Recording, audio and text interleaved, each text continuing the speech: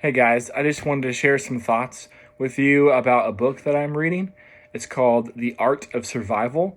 It's by Ballard, and it's labeled a 5-minute devotional book.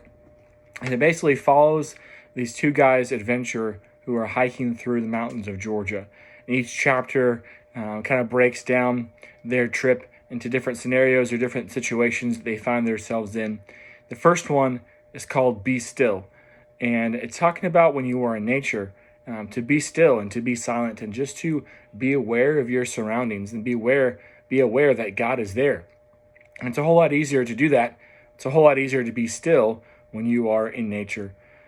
Right now, we're in a pandemic. We are in quarantine, at least the time of me recording this.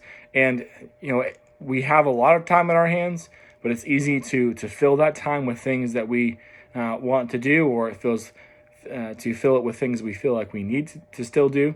But we still need to remember to be still and to just be aware that God is still with us, and that we need to be aware that God is everywhere we are. And the author, Ballard, he talks about some survival tips, which are kind of cool, about just keeping your head up and using all your senses as you interact with your surroundings. But then he also has a section called spiritual survival.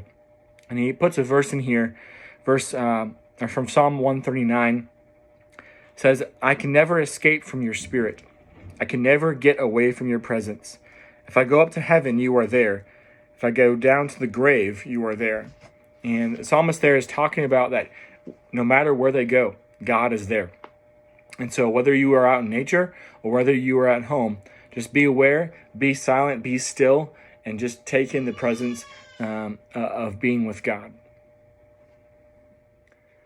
One of the questions that he poses here at the end of the chapter, it says, what are some ways that you can spend time with God? And do you think that God looks forward to spending time with you?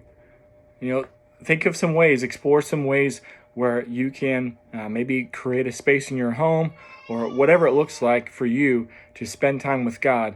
And that second question really struck with me. Does God look forward to spending time with me? A lot of times when we want to have what we call quiet time or some sort of just alone time with God, we think about that we should be wanting to spend time with God. And I think that's important. But also we need to kind of flip that and think, well, God wants to spend time with us because he loves us, because he cares about us, because he created us.